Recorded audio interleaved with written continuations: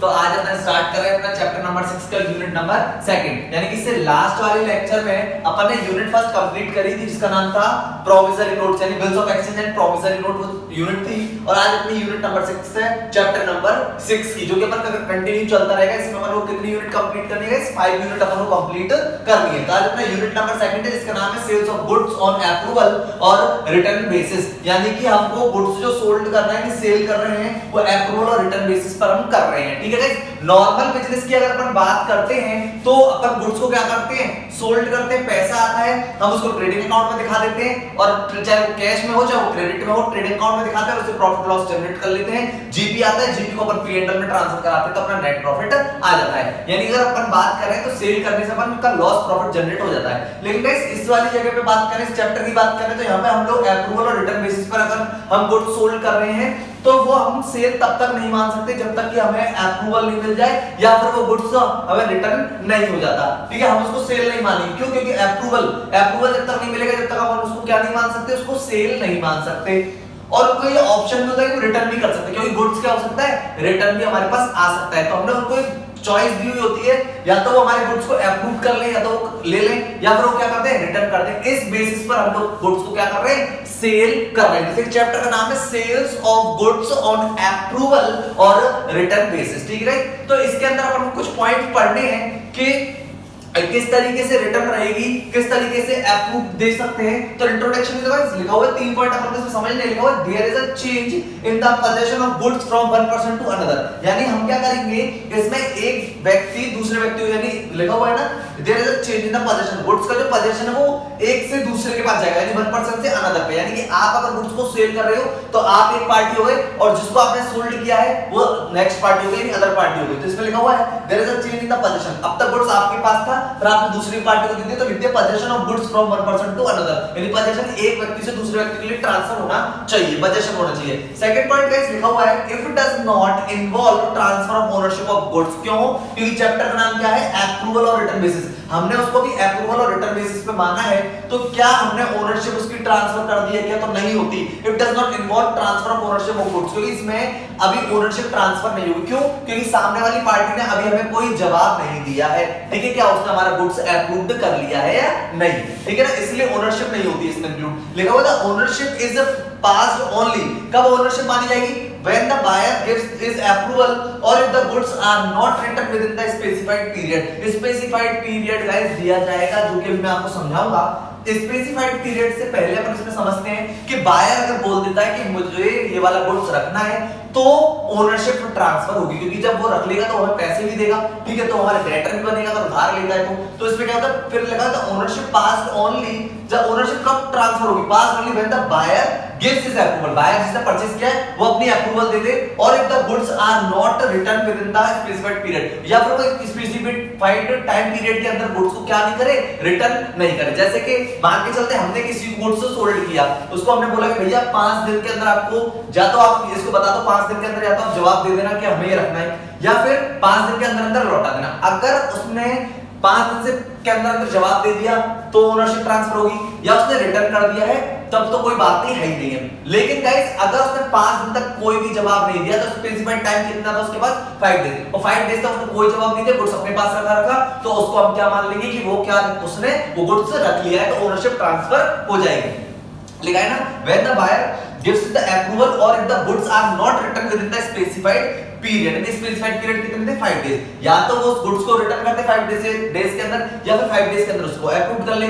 ठीक है, लेकिन 5 डेज तक उसने कोई जवाब को नहीं दिया तो हम क्या मान लेंगे कि उसने गुड्स को क्या कर लिया है? परचेज कर लिया और हमने उसको सोल्ड कर दिया, तो ओनरशिप क्या हो गई है? ट्रांसफर हो गई है। आई होप गाइस ये आपको समझ में आया होगा, यानी कि स्पेसिफाइड पीरियड। अब उसके बाद आता है the customer does not incur any liability when the goods are merely sent to him. Customer को गुड्स सेंड करने से लायबिलिटी क्रिएट नहीं होती। लिखा हुआ था customer does not incur any liability, कोई लायबिलिटी क्रिएट नहीं करेगा when the goods are merely sent to him. केवल उसको गुड्स क्या किया गया है? भेजा गया है। बात समझ में आ रही है? क्योंकि गुड्स को भेजना अप्रूवल और रिटर्न बेसिस पे, तो आप कैसे उसको कस्टमर बना सकते हैं जब तक उसने कोई अप्रूव नहीं दिया है? बात समझ में आ रही है? जब तक वो ये नहीं बोल रहा है कि मैं उस गुड्स को रख रहा हूं, तो इसीलिए कोई भी लायबिलिटी क्रिएट नहीं कर। कस्टमर इसलिए लिखा क्योंकि हम उसको सेल कर रहे हैं तो हमारा एक तरीके से कस्टमर है, लेकिन हम उस पर लायबिलिटी क्रिएट नहीं कर सकते। ठीक है गाइस, तो ये 3 पॉइंट थे इसके अंदर। पोजीशन एक पर्सन से दूसरे पर्सन के पास जाना चाहिए, चेंज होना चाहिए पोजीशन, और इसमें ओनरशिप इन्वॉल्व नहीं होती। ओनरशिप कहां पे मानी जाएगी, उसमें दो टाइप बता दिए, या तो अप्रूवल दे दे बायर कि मैं इस गुड्स को रखना चाहता हूं, या फिर स्पेसिफाइड टाइम पीरियड जो था वो खत्म हो जाए, लेकिन if the goods are not return within the specified, और या उसने गुड्स रिटर्न ही नहीं करा स्पेसिफाइड टाइम पीरियड के अंदर, तो हम ये मानेंगे कि उसने गुड्स रख लिया, ओनरशिप ट्रांसफर हो गई। या फिर इसमें तीसरा पॉइंट था कस्टमर को गुड्स सेंड करना से उसकी लायबिलिटी क्रिएट नहीं, तो लिखा है कस्टमर डज नॉट इनकरेक्ट, कोई लायबिलिटी क्रिएट नहीं होगी इस पर when the goods are merely sent to him, केवल आपके गुड्स सेंड करने से, ठीक है। तो गाइस अब इसका कुछ एक पॉइंट है जो इसमें लिखा हुआ सेल्स ऑफ गुड्स एक्ट है 1930, कौन सा एक्ट है, सेल्स ऑफ गुड्स एक्ट 1930। वो क्या कहता है, in respect of such goods, जो है गुड्स अपना, the sale will take place और the property in the goods pass the buyer, कब मानी जाएगी, वो बायर के पास चली गई, पास कर दी गई बायर के लिए। पहला, when he signifies his approval और एक्सेप्टेंस टू द सेलर, या तो वो अपनी अप्रूवल और एक्सेप्टेंस दे दे किसको, सेलर को, कि मैं गुड्स रखना चाहता हूं, तो क्या हो गई, ओनरशिप ट्रांसफर हो गई, प्रॉपर्टी ट्रांसफर हो गई, गुड्स ट्रांसफर हो गया। सेकंड पॉइंट है when he does some act adopting the transaction, या वो कुछ इस तरीके से एक्ट करे कि ये मान लिया जाए कि उसने अडॉप्ट कर लिया है, मतलब जो उसने, हमने उसको जो गुड्स अप्रूवल रिटर्न बेसिस पे भेजा था वो उसने रख लिया, इस तरीके से वो कोई एक्ट करे, कोई इस तरीके से ट्रांजैक्शन करे, ठीक है। थर्ड पॉइंट है if it does not signify his approval on acceptance to the seller, मतलब इसने क्या कहा है कि उसने ना तो कोई अप्रूवल दी है ना एक्सेप्टेंस दी है सेलर को, but retain the goods without giving notice of rejection, मतलब उसने बिना किसी नोटिस से उसको गुड्स को रख लिया हो, या फिर on the expiry of the specified time, या उसका जो स्पेसिफाइड टाइम था वो एक्सपायरी हो गया हो, या फिर on the expiry of the reasonable time, और जो उसको रीजनेबल टाइम दिया था वो भी एक्सपायरी हो गया हो, तो उसमें भी क्या मानी जाएगी कि बायर को जो गुड्स था वो पास हो गया है, लिखा हुआ है ना sale will be take place और the property in the goods pass माना जाएगा बायर के लिए। तो ये तीन पॉइंट है guys, when he signifies approval और एक्सेप्टेंस दे दे, या वो इस तरीके से कुछ एक्ट करे, ठीक है, या कोई ट्रांजैक्शन करे, मतलब लेन देन करे, वो पैसा देना चाहता है, ट्रांजैक्शन हो गया, तो ये माना जाएगा कि वो गुड्स रखना चाहता है, तो उसमें भी पास मानी जाएगी गुड्स को। और तीसरा पॉइंट जो था कि वो अगर अप्रूवल और एक्सेप्टेंस भी नहीं देता, लेकिन बिना किसी नोटिस को उस गुड्स को रखे रखता है, अपने पास रख के रखता है, और या फिर on the expiry of the specified time, उसका जो स्पेसिफाइड टाइम वो एक्सपायरी हो गया, गुड्स उसी के पास है अभी भी, और on the expiry of the reasonable time, और जिसको रीजनेबल टाइम दिया था वो भी एक्सपायरी हो गया है। तो गाइस ये देखो तीन पॉइंट, बहुत ही सिंपल पॉइंट है, ये इंट्रोडक्शन के बारे में बताया, और जो चैप्टर अपन पढ़ रहे हैं sales of goods on approval और रिटर्न बेसिस, हम जो गुड्स सेल कर रहे हैं वो अपन कौन-कौन से अप्रूवल और रिटर्न, या तो अप्रूवल दे दो या तो रख लो, या फिर उसको रिटर्न कर दो, वो भी स्पेसिफाइड टाइम के अंदर, ठीक है गाइस। अगर पहला तो ये है, या तो वो अप्रूव कर ले तो सेल मानेंगे, अगर वो अप्रूव नहीं कर रहा तो उस गुड्स को रिटर्न कर दे स्पेसिफाइड टाइम लिमिट से पहले, और अगर उसने स्पेसिफाइड टाइम लिमिट के अंदर गुड्स अपने पास रखा है और उसने हमें एक्सेप्टेंस नहीं दी है, अप्रूवल नहीं दी है, तो हम ये मानते हैं कि उसने वो गुड्स रख लिया है, हमारी तरफ से वो सेल और उसकी तरफ से वो परचेज हो गया, यानी वो बायर है, और यानी कि हम उसको क्या बनाएंगे जी, डेटर बना लेंगे, ठीक है गाइस। ये मान लिया जाएगा कि हमने उस गुड्स को सेल कर दिया है, अगर उन्होंने स्पेसिफाइड टाइम लिमिट में हमें कोई भी आंसर नहीं दिया, या तो वो अप्रूवल दे या फिर उस गुड्स को रिटर्न करे स्पेसिफाइड टाइम में, और अगर ये काम भी नहीं किया तो हम ये मानेंगे कि हमने सेल कर दी, ठीक है गाइस। तो आई होप कि ये आपको अच्छे से समझ में आ गया होगा।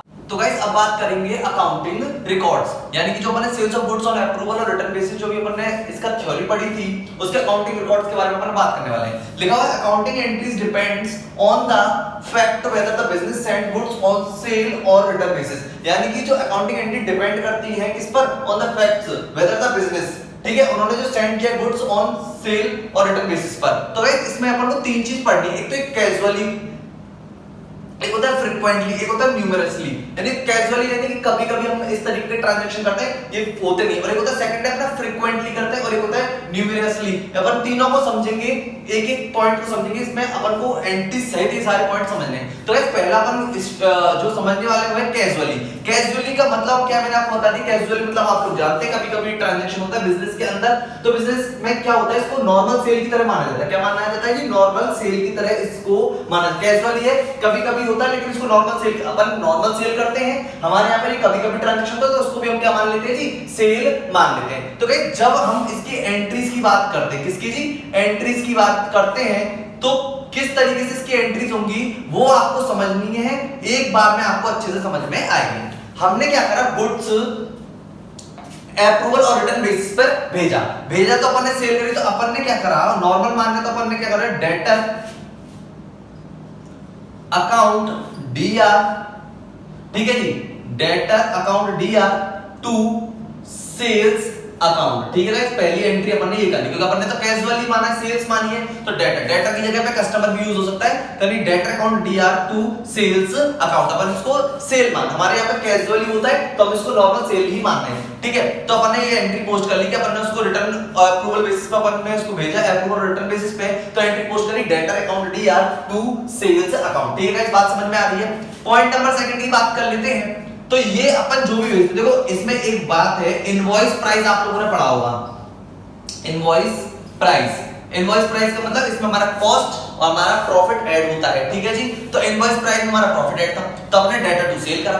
अब हुआ क्या, डेटर के पास दो ऑप्शन है, या तो वो रखेगा गुड्स को या फिर वो रिटर्न करेगा। तो रिटर्न कर रहा है, तो जरा एंट्री से अपन बात समझते हैं कि रिटर्न करने की एंट्री क्या पोस्ट होगी।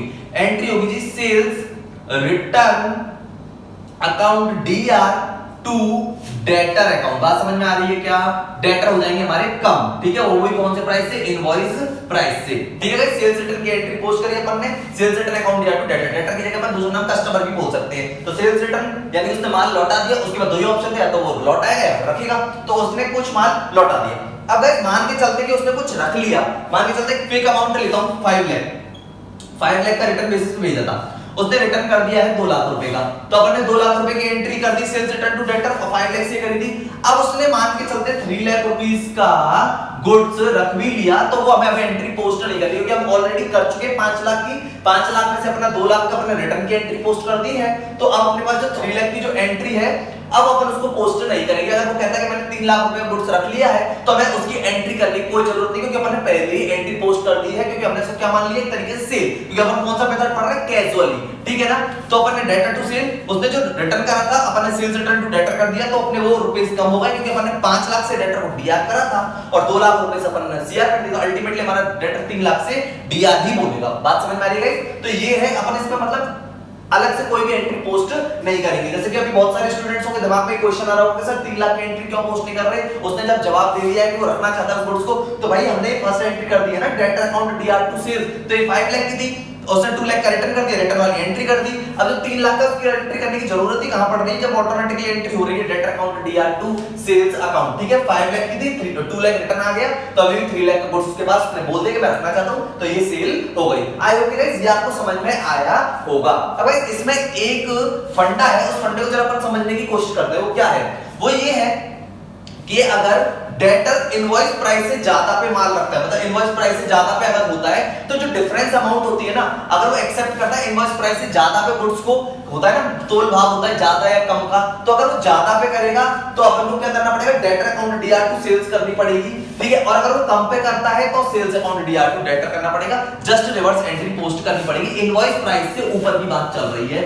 और इनवॉइस प्राइस से कम की बात चल रही है। ठीक है गाइस, उसके वो भी थोड़ा सा समझने की कोशिश करते हैं। अब उसके बाद 3 लाख रुपए गुड्स था, अब वो 3 लाख रुपए के गुड्स को 3,30,000 में लेता है, तो अपन को पता है कि डेटर को हमें 30,000 से और बढ़ाना है, तो हम एंट्री पोस्ट करेंगे debtor account DR to sales account. ठीक है गाइस, कितने रुपए से, डिफरेंस के अमाउंट से 30,000 रुपए, यानी वो 3 लाख वाला जो गुड्स था, अब वो 3,30,000 पे इसको लेता है, तो इनवॉइस प्राइस से कितने में ज्यादा पे ले रहा है, 30,000। तो हमारे यहाँ पे तो 3 लाख की एंट्री हो रही थी, अपने 5 की करी थी, 2 की रिटर्न की कर दी, अल्टीमेटली 3 का रह गया। अभी भी हमें 30,000 रुपए और बढ़ाने हैं, तो हमें debtor account DR to sales करना पड़ेगा। ठीक है गाइस, ये तो था इनवॉइस प्राइस से ज्यादा पे। अगर वो इनवॉइस प्राइस से कम पर करता है, सपोज दैट वो लेता है 2,80,000 पर, तो हमें तो 3 लाख से एंट्री पोस्ट हो रही है ऊपर वाली, तो हमें क्या करना पड़ेगा, उसे 20,000 रुपए से कम करना पड़ेगा। अपन एंट्री क्या पोस्ट करेंगे, sales account DR to debtor entry post कर देंगे।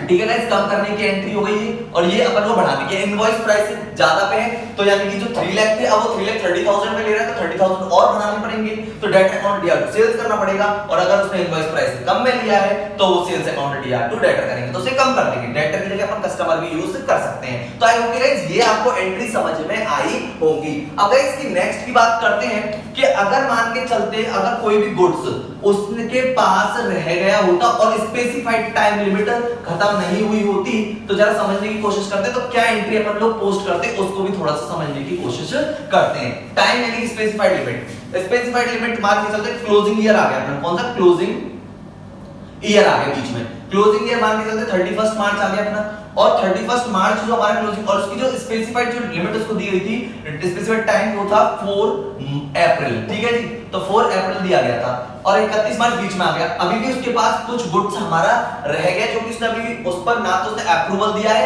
और ना उसने अभी वो रिटर्न किया है, ठीक है। और 4 अप्रैल तक उसके पास स्पेसिफाइड टाइम दिया हुआ है, 31 मार्च आ गई। तो हम लोग क्या करते हैं, जितना भी गुड्स उसके पास रह गया था, जिसने ना तो उसने अप्रूवल दिया ना उसने रिटर्न किया है, तो हम तो ये मान लेंगे क्या करते हैं कि जो गुड्स उसके पास दिया हुआ है उसे हम क्या करते हैं, रिजेक्ट करते हैं। पहले उसे क्या करते हैं, रिवर्स करते हैं। एंट्री क्या पोस्ट करते हैं, जरा उसको समझने की कोशिश करना कि अपन क्या एंट्री पोस्ट कर रहे हैं। एंट्री अपन पोस्ट कर रहे हैं यहाँ पे sales account DR to debtor. क्यों? क्योंकि हम इसको सेल तो मान नहीं सकते, क्योंकि अपन ने तो कौन से भेजा है, अप्रूवल और रिटर्न बेसिस पे। 4 तारीख तक अगर वो जवाब नहीं आएगा तब हम उसको क्या मानेंगे, सेल मानेंगे, अगर उसने रिटर्न भी नहीं किया और उसने कोई जवाब भी नहीं दिया है तो। लेकिन अभी तो हम इसको सेल नहीं मान सकते, तो हमने क्या करा, जो भी उसके पास गुड्स रह गया था जिसका उसने अभी आंसर हमें नहीं दिया था कि वो रखना चाहता है और ना उसने हमें रिटर्न किया, इस तरीके से कुछ भी नहीं किया, तो हम लोग क्या करते हैं, at the end of the year, closing year बीच में आ गया है, तो sales account DR to debtor entry post कर देते हैं, और वो भी गाइस किससे, इनवॉइस प्राइस से। बात समझ में आ रही है? गुड्स उसी के पास है, हमने जो शुरुआत में सेल मानी थी उसको अपन ने खत्म कर दिया, sales account DR to debtor, ठीक है गाइस। अब वो हुआ क्या गाइस कि ये जो sales account DR to debtor तो अपन ने कम कर दिया, अब जो गुड्स उसके पास रह गया है हम उसकी एंट्री कॉस्ट पर क्या करते हैं, पोस्ट करते हैं, और वो ऐसा हमारे पास क्या है, ऐसा स्टॉक। बस फर्क इतना है कि वो स्टॉक हमारे पास नहीं है, वो किसके पास स्टॉक रखा हुआ है, कस्टमर के पास। तो हम उसमें एक एंट्री पोस्ट करते हैं कि हमारा जो स्टॉक है कस्टमर के पास है, तो हम ये लिखते हैं स्टॉक या इन्वेंट्री विद कस्टमर, ठीक है, कस्टमर ऑन अप्रूवल और रिटर्न बेसिस, ऑन अप्रूवल और रिटर्न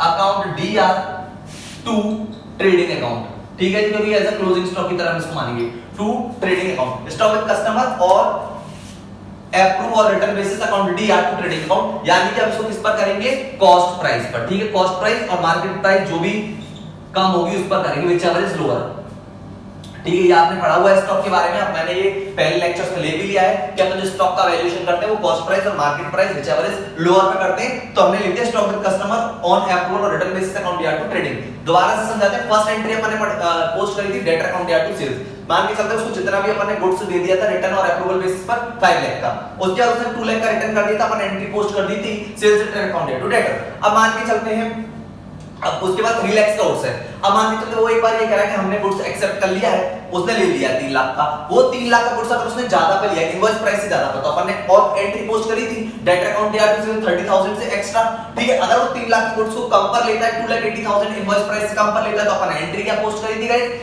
कि sales account DR to debtor को कम करना पड़ेगा। अगर इनवॉइस प्राइस से कम पर वो एक्सेप्ट करता है गुड्स को और इनवॉइस प्राइस से ज्यादा पर एक्सेप्ट करता है तो डेटर को डीआर करना पड़ेगा, ठीक है।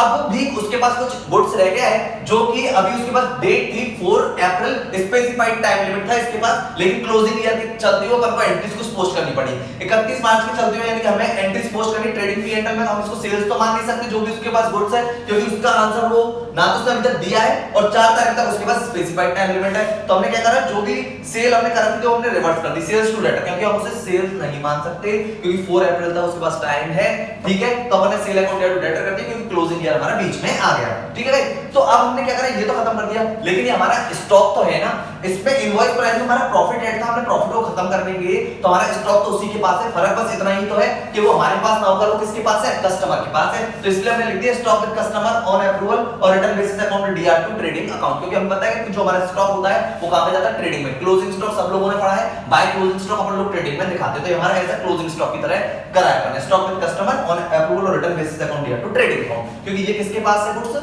कस्टमर के पास। तो हमने इसको सेल पे तो लिया किस पहले कॉस्ट, क्योंकि हमारा क्या है स्टॉक, तो अपन यहां पे जो वैल्यूएशन लेते हैं वो कॉस्ट और मार्केट वैल्यू व्हिचएवर जो भी लोअर होगा उस पे अपन इसको करेंगे। तो आई होप गाइस ये आपको इसके अकाउंटिंग एंट्री समझ में आई होगी, तो अब अपन इसका इलस्ट्रेशन लेंगे, ठीक है। तो गाइस अब अपन स्टार्ट करेंगे इलस्ट्रेशन नंबर फर्स्ट। तो देखेंगे जो अपन ने अभी कैजुअली वाला जो पढ़ा है उसी का अपन एक इलस्ट्रेशन ले रहे हैं, इलस्ट्रेशन नंबर फर्स्ट जो कि आपके मॉड्यूल में दिया हुआ है, तो जो कि 6.31 पेज नंबर का दिया है, ठीक है। तो इसमें गाइस लिखा हुआ है CE send goods to his customer on sale on return basis, यानी कि ये सीई जो है वो गुड्स को भेजता है कस्टमर के पास सेल ऑन रिटर्न बेसिस, जो कि अपन चैप्टर पढ़ रहे हैं।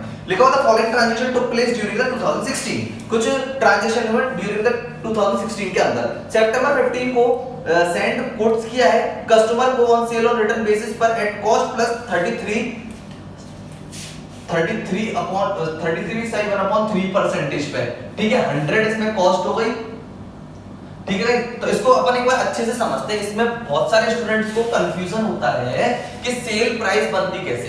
तो अपन को पता है कि सेल प्राइस बोलो इनवॉइस प्राइस बोलते हैं। तो ये जो बनती है वो अपनी किस तरीके से बनती है जी, कॉस्ट प्लस प्रॉफिट बनती है जी। क्या बनती है जी, कॉस्ट प्लस प्रॉफिट पे, यानी कि जो गुड्स की कॉस्ट है वो और अपना प्रॉफिट मिला के सेल प्राइस बनती है। तो कॉस्ट 100 और उन्होंने बोला है कि जो कॉस्ट है उसमें 33 से 1/3% इन्होंने ऐड किया है।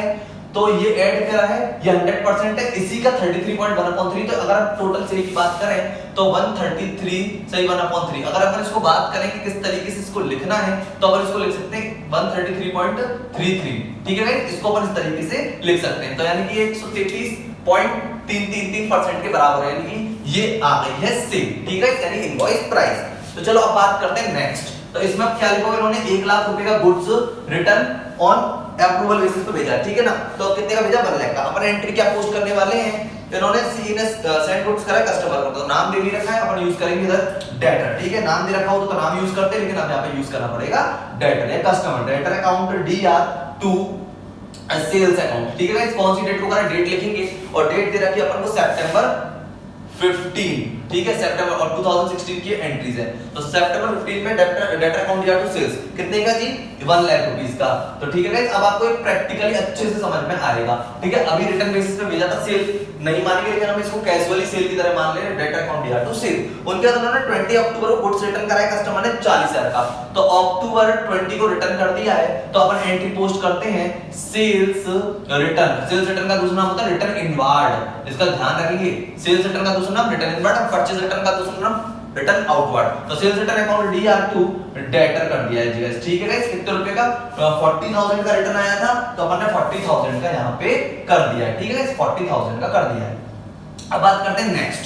अब इन्होंने नेक्स्ट दिया है कि नवंबर 25, कौन सा जी, नवंबर 25। इन्होंने बोला है यहाँ पे कि received letter of approval from customer 40,000 रुपए गुड्स के लिए उसने अप्रूवल दे दी कि वो गुड्स रखा है 40,000 रुपए का। तो मैंने बात करी थी जब अपन एंट्री करा रहे थे कि अपन ऑलरेडी 1 लाख रुपए कर चुके हैं, 40,000 उसने रिटर्न कर दिया, तो अभी भी 60,000 का गुड्स उसके पास है। उसके बाद 40,000 की अप्रूवल उसने दे दी है, तो ठीक है 40,000 की अप्रूवल दे दी तो एंट्रीज करने की कोई भी जरूरत नहीं है इस जगह पे। क्यों, क्योंकि हम already data account DR2 sales, क्योंकि यहाँ पे भी तो अपन यही करेंगे, डेटा अकाउंट DR2 सेल्स, तो ऑलरेडी हमने कर तो रखी है, इसलिए हमें यहाँ पे एंट्री पोस्ट नहीं करनी है 40,000 रुपए। ठीक है, ये बात समझ में आ रही है। 1 लाख में से 40,000 रुपए का रिटर्न हो गया, 60,000 का रह गया था, 40,000 की उसने अप्रूव दे दी, तो 40,000 की हमने सेल मान ली। अब रह कितना गया जी, 20,000 का। नेक्स्ट है दिसंबर 31 को goods with customer awaiting approval. अभी अवेटिंग है, अवेटिंग का मतलब सब जानते हैं कि अभी उसका अप्रूवल आएगा, अभी आया नहीं है, अवेटिंग है। अवेटिंग है इसका मतलब उसके पास स्पेसिफाइड टाइम लिमिट है, अभी इसीलिए उसका आंसर नहीं आया है, ठीक है। और वो भी कितने का, 20,000 का। कौन सी डेट को जी, दिसंबर 31। तो दिसंबर 31 को हम क्या करेंगे, अभी स्पेसिफाइड टाइम लिमिट उसकी खत्म नहीं हुई है, तो हमें उसके पहले तो अपन ने जो एंट्री पोस्ट करी थी कि डेटर अकाउंट DR2 सेल्स, तो अपन इसको एंट्री पोस्ट करेंगे सेल्स अकाउंट DR2 डेटर, क्योंकि अभी एंट्री रिवर्स करनी पड़ेगी, और वो भी कितने रुपए से, ओनली 20,000 से, क्योंकि 40,000 की उसने एक्सेप्टेशन दे दी, एक्सपेक्ट कर यानी अप्रूवल दे दिया और रिटर्न बेसिस पे भेजा था, तो उसने अप्रूव कर लिया 40,000 का, 40,000 का उसने रिटर्न कर दिया, 20,000 का उसके पास है अभी, तो अभी हमें सेल्स टू डेटर कर दिया है। अब हम दिसंबर 31 को एक एंट्री और पोस्ट करेंगे।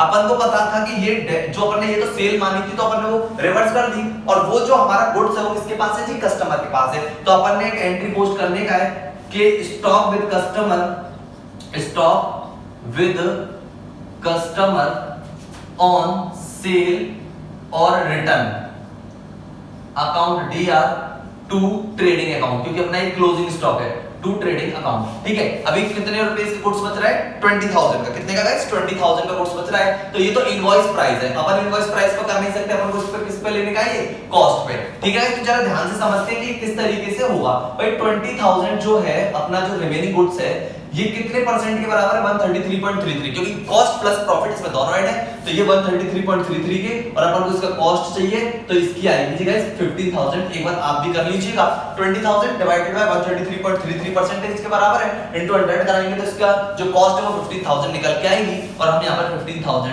लिख देंगे। ठीक है, इस बात समझ में आ रही है। स्टॉक विद कस्टमर और सेल्स और return account DR to trading account 15,000 का 1 लाख का आपने सेल करी, उसे रिटर्न कर दी 40,000 का 40,000 का अप्रूव करा 25 नवंबर को, अपन को एंट्री पोस्ट करने का है। 20,000 का गुड्स रह गया है, अभी वो अवेटिंग है, रिटर्न ऑन बेसिस पर रहेगा, तो अपन उसको क्या करते हैं, रिवर्स एंट्री करते हैं, क्योंकि हमारा 31 दिसंबर क्लोजिंग ईयर है। तो सेल्स अकाउंट डीआर को अपने डेटा एंट्री पोस्ट करी है, और उसके बाद ये तो अपन ने खत्म कर दिया। अब हमारा जो स्टॉक है ये तो 20,000 का तो हमारा स्टॉक ही तो है, लेकिन ये तो इनवॉइस प्राइस पे हमें चाहिए कॉस्ट पे। तो अपन ने अभी बताया था कि इनवॉइस प्राइस और सेल्स प्राइस किस तरीके से आती है, कॉस्ट प्लस प्रॉफिट को जोड़ने से। तो कॉस्ट 100 थी, प्रॉफिट था 33.33, अब यानी कि जो 20,000 है 133.33 के बराबर, तो 100 के बराबर कितना होगा, क्योंकि कॉस्ट है 100, तो 50,000 है, अपन ने 50,000 से एंट्री पोस्ट कर दिया। और गाइस इसमें लिखा भी हुआ है कि सीई रिकॉर्ड सेल और return transaction ordinary sale, you are required to the pass the necessary journal entry in the books of CE assuming the accounting year is close 31 दिसंबर 2016। तो गाइस अपन ने ये एंट्रीज पोस्ट कर दी है in the books of CE company के यहाँ पे। ठीक है गाइस, आई होप कि ये आपको अच्छे से समझ में आ गई होंगी।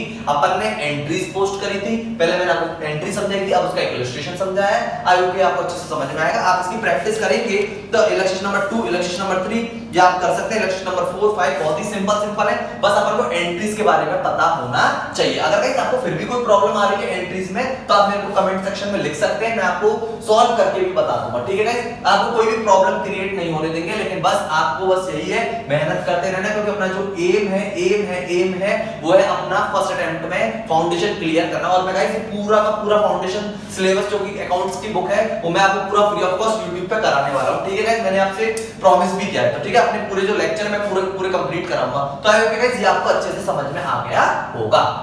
तो गाइस अब बात कर लेते हैं अपन फ्रीक्वेंटली के बारे में। अपन ने कैजुअली के बारे में बात कर ली है, अब फ्रीक्वेंटली के बारे में बात करते हैं। तो गाइस इसमें क्या होता है, जो सेल्स जो रिटर्न और अप्रूवल बेसिस पर यानी भेजी जाती है वो फ्रीक्वेंटली तरीके से सर ट्रांजैक्शन होते हैं। तो यहाँ पे तब तक हम इसको सेल्स के रूप में नहीं रिकॉर्ड करते जब तक के सामने पार्टी से हमें क्या नहीं मिल जाए, अप्रूवल नहीं मिल जाता है। ठीक है गाइस, यानी जो कस्टमर है हमारा, यानी तब तक वो कस्टमर नहीं माना जाएगा जब तक कि उसके से क्या नहीं मिल जाता, मैं अप्रूवल नहीं मिल जाता। ठीक है, ये फ्रीक्वेंटली होती है, रेगुलर बेसिस पे ये सेल होती है, तो इसको हम सेल की तरह रिकॉर्ड नहीं करते जब तक कि सामने वाली पार्टी इस पर क्या नहीं देते, अप्रूवल नहीं दे देती है। ठीक है गाइस, तो तब तक हम लोग क्या करते हैं, इसको सेल्स और रिटर्न में जनरल डे बुक के अकॉर्डिंग इसको करते हैं। इसमें लिखा हुआ है गुड्स सेंट ऑन अप्रूवल, यानी कि आपने जो भी अप्रूवल के लिए सेंड करा है गुड्स, और जो उसमें से जो भी रिटर्न आ गया है और जो अप्रूव्ड हो गया और बैलेंस जो है, यानी जितना गुड्स आपने भेजा, कौन सी डेट को भेजा, पर्टिकुलर में नाम वगैरह लिखेंगे, जिस पार्टी को भेजा फोलियो नंबर है,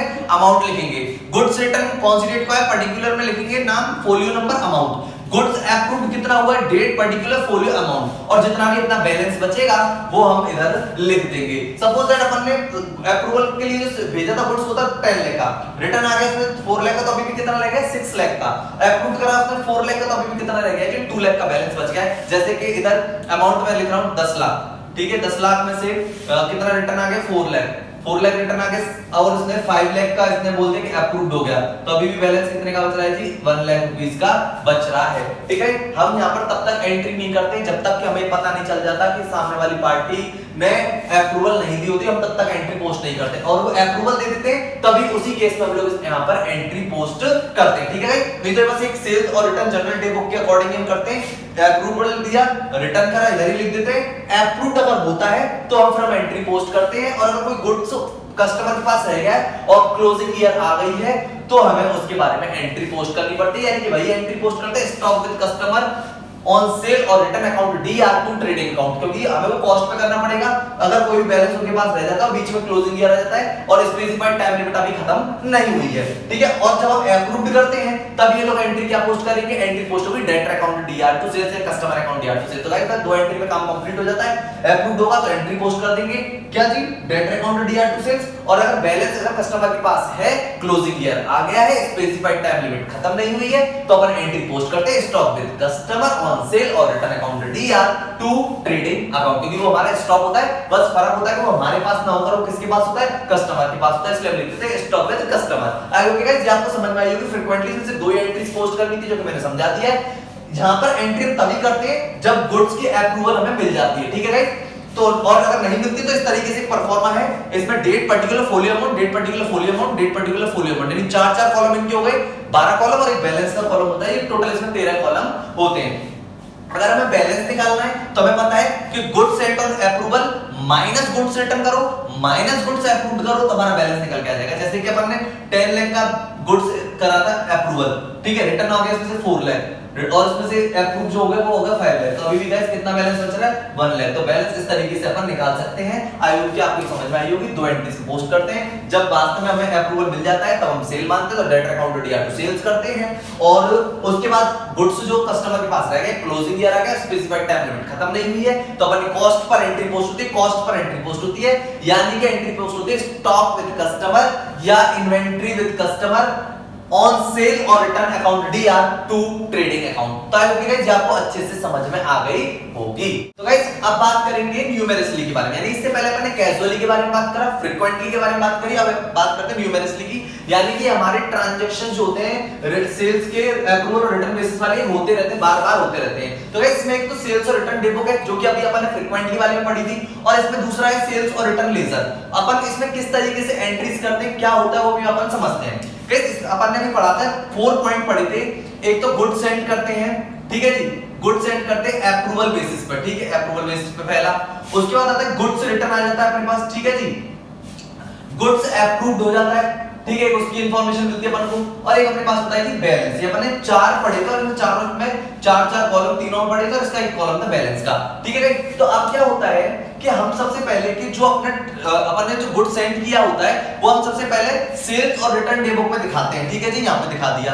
उसके बाद फिर हम इसको लेजर में दिखाते हैं, तो हम क्या करते हैं कि ये गुड्स सेंड जो अप्रूवल बेसिस पर भेजा है इसका पीरियोडिकल टोटल लगा देते हैं जी, क्या लगा देते हैं जी, पीरियोडिकल टोटल लगा देते हैं। और सेल्स और रिटर्न लेजर में इसकी एंट्री क्या पोस्ट होती है, वो ये कहते हैं जो इंडिविजुअली कस्टमर है, यानी कि इंडिविजुअली जो कस्टमर है यानी कि डेटर है, उसको तो अपन डीआर कर देते हैं, यानी कि इंडिविजुअली कस्टमर अकाउंट डीआर या डेटर अकाउंट डीआर, और एंट्री दूसरा करते हैं टू सेल्स और रिटर्न अकाउंट, ठीक है गाइस, ये अपन एंट्री पोस्ट करते हैं। Individually customer account DR to sales और रिटर्न अकाउंट करते हैं गुड सेंड अप्रूवल बेसिस पे, यानी इस डे बुक के पीरियोडिकल टोटल से इंडिविजुअली कस्टमर को डीआर करके और टू सेल्स और रिटर्न अकाउंट अपन कर देते हैं, ये लेजर में करते हैं। और डे बुक अपन जो बनाते हैं उसका पीरियोडिकल टोटल अपन लेके एंट्री पोस्ट कर देते हैं। तो आई होप कि गाइस आपको समझ में आया होगा। इंडिविजुअली कस्टमर यानी बहुत सारे कस्टमर होंगे ना अलग-अलग, इसीलिए यहां पर टोटल करते हैं, इसलिए इंडिविजुअल कस्टमर के नाम अलग-अलग लिख के टू सेल्स और रिटर्न अकाउंट अपन ने कर दिया है क्रेडिट। आई होप कि ये बात आपको समझ में आई होगी। फर्स्ट पॉइंट अपना कंप्लीट हुआ है इसके अंदर। अब गाइस बात करते हैं, ये तो था गुड्स सेंड और अप्रूवल के। अब मान के चलते हैं अपना गुड्स रिटर्न हो जाता है, क्या हो जाता है जी, गुड्स रिटर्न हो जाता है। तो गुड्स जब रिटर्न हो जाता है तो हम क्या करते हैं कि यहाँ पे रिटर्न का एक पीरियोडिक, यानी कि जो भी रिटर्न होगा उसका हम एक टोटल कर लेते हैं, क्या कर लेते हैं जी, टोटल, पीरियोडिकल टोटल होता है, ठीक है। और उसके बाद अपन एंट्री क्या पोस्ट करते हैं, यहाँ पे एंट्री पोस्ट करते हैं सेल्स और return account DR to individually customer account, यानी कि जो अपन ने इंडिविजुअली कस्टमर यानी इंडिविजुअली डेटर का भी अपन ने करा था ना, यानी कि individually customer debtor account DR to sales और रिटर्न, अब रिटर्न हो जाएगा तो सेल्स और return account DR to individually customer account करेंगे। ये गुड्स जो रिटर्न हो रहा है ना अपन उसकी बात कर रहे हैं, ठीक है, जो गुड्स रिटर्न हुआ है उसकी बात अपन ने करी है। पीरियोडिकल टोटल लेते किसका, सेल्स और रिटर्न डे बुक का, गुड्स रिटर्न वाले कॉलम पर टोटल लेते पीरियोडिकल और अपन एंट्री पोस्ट करते सेल्स और return account DR to individually customer account. I hope कि गाइस ये भी आपको एंट्री समझ में आ गई होगी। अब गाइस बात करते हैं, अगर गुड्स अप्रूव्ड होता है तो अपन ने पढ़ा था फ्रीक्वेंटली वाले में कि गुड्स जब अप्रूव्ड होता है तो अभी हम क्या एंट्री पोस्ट करते हैं, तभी हम उसको क्या मानते हैं जी, सेल मानते हैं। तो गाइस अब क्या होता है कि जो गुड्स अप्रूव्ड वाला है इसका अपन टोटल कर लेते हैं पीरियोडिकली, फिर हम लोग क्या करते हैं, जो ये सेल्स और रिटर्न डे बुक, जो ये सेल्स और रिटर्न डे बुक ही तो है, इसको हम सेल्स बुक में अब दिखाएंगे, सेल्स डे बुक में अब इसको दिखाएंगे।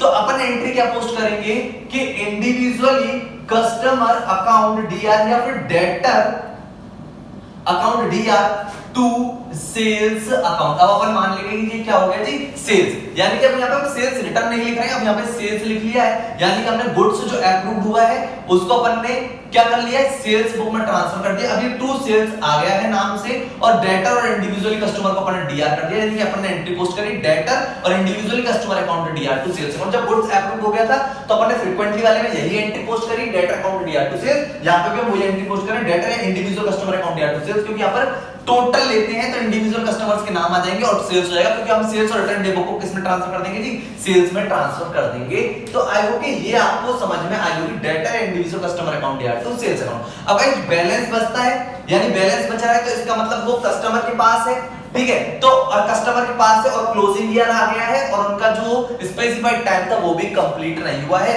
तो अपन वहां पे क्या एंट्री पोस्ट करते हैं, जरा उसके बारे में भी अपन समझते हैं। तो ओके गाइस, यहां तक आपको तो अच्छे से समझ में आ गया होगा। यहां पे अपन ने सेल में कन्वर्ट कर दिया, ये गुड्स अप्रूव्ड हो गया जी, तो सेल्स डे बुक को अपन ने सेल में कन्वर्ट कर दिया है, ट्रांसफर कर दिया, यानी कि इसको कन्वर्ट नहीं ट्रांसफर कर दिया, तो सीआर कर दिया है, और इंडिविजुअली डेटर और कस्टमर अकाउंट को अपने डीआर कर दिया है। आई होप ये आपको समझ में आया होगा। तो ये एंट्री अपन ने कर दी है। उसके बाद जो बैलेंस बच रहा है, कस्टमर के पास है, स्पेसिफाइड टाइम लिमिट अभी कंप्लीट नहीं हुआ और क्लोजिंग ईयर बीच में आ गया, तो अपन ने क्या करने का है कि अपन ने जो यहाँ पे एंट्रीज पोस्ट करी थी मेमोरेंडम में, तो वो अपन एंट्री पोस्ट कर रहे थे सेल्स पे रिटर्न, सेल्स और return account DR to individually customer या फिर डेटर अकाउंट, ठीक है। फर्स्ट एंट्री इसमें करी थी अपन ने इंडिविजुअल कस्टमर या debtor account DR to sales और रिटर्न अकाउंट, तो अपन ने अब रिवर्स कर दी, सेल्स और return account DR to individually customer और डेटर अकाउंट, ठीक है। जो भी बैलेंस था वो उन्हीं के पास है, लेकिन हमने रिटर्न की एंट्रीज में डाल दी, रिवर्स एंट्री कर दी, ठीक है। तो अपन ने ये वाली एंट्री पोस्ट कर दी है। अब उसके बाद अपन क्या कर रहे हैं कि अब ये जो गुड्स है वो कस्टमर के पास है और अपन को उसकी कॉस्ट पे कैलकुलेशन करनी होती है, जो कि अपन ने पहले वाले मेथड में देखी थी। अब उसकी सिर्फ एंट्री क्या पोस्ट करते हैं, सेम पोस्ट होती है, यानी कि स्टॉक विद कस्टमर, ठीक है जी। क्या होती है जी, स्टॉक विद कस्टमर, ठीक है जी, ऑन सेल और return account DR to trading account, जो कि सब में अपन ने एंट्री पोस्ट करी थी, इसलिए मैं यहाँ पे अच्छे से नहीं लिख रहा हूँ, ये लिख दिया है ऐसे। Stock with customer on sale और return account DR to trading account, cost पे करते हैं और मार्केट में विचेवर जो भी लोअर होता है उस पे करते हैं। तो आज बात समझ में, स्टॉक विद कस्टमर और सेल्स और return account DR to trading account अपन कर देंगे। इसका ध्यान रखना है, सेल्स और रिटर्न डे बुक और सेल्स और रिटर्न लेजर ये हमारे मेमोरेंडम बुक है, जो कि अपन ने न्यूमेरिकली वाले में पढ़ा है। इससे पहले वाले में फ्रीक्वेंटली पढ़ा था, फ्रीक्वेंटली वाले में ये वाली बुक बनती है, एक्चुअल में जब सेल होती है तब एंट्री पोस्ट करते हैं, यानी debt account DR to sales, ठीक है। और अगर वो रिटर्न, अगर उनके कोई कस्टमर के पास गुड्स रह गया है तो उसकी भी एंट्री अपन ने पोस्ट कर ली थी। Stock with customer account, stock with customer on sale और return account DR to trading account पर अपन ने से वाला पहला वाला मेथड पढ़ लिया है गाइस। तो आई होप कि गाइस ये आपको अच्छे से समझ में आया, बहुत ही सिंपल और बहुत ही सरल तरीके से मैंने आपको समझाया sales of goods on approval और रिटर्न बेसिस, ठीक है गाइस। अगर आपको फिर भी कोई प्रॉब्लम आ रही है, ये थ्योरेटिकल पोर्शन में कोई एंट्री समझने में कोई प्रॉब्लम आ रही है, तो आप मेरे को कमेंट सेक्शन में लिख दें, जिससे कि मैं आपके लिए उसको सॉल्व कर सकूं, ठीक है। आपको कोई भी परेशानी लेने की जरूरत नहीं है, आप लोग कमेंट में लिख सकते हैं कि सर हमें ये प्रॉब्लम आ रही है, आप इसको एक बार और समझा दीजिए, तो मैं आपको समझा दूंगा, ठीक है। तो आपको टेंशन लेनी नहीं है। तो गाइस ये थी अपनी यूनिट नंबर 2 यानी चैप्टर नंबर 6 की unit number 1 complete, unit number 6 यानी सेकंड कंप्लीट। अब मिलेंगे अपन लेक्चर में नेक्स्ट में, और वो भी यूनिट नंबर 3 के साथ, ठीक है गाइस। तो मिलते हैं गाइस अपन नेक्स्ट लेक्चर में, तब तक के लिए guys good bye and thank you.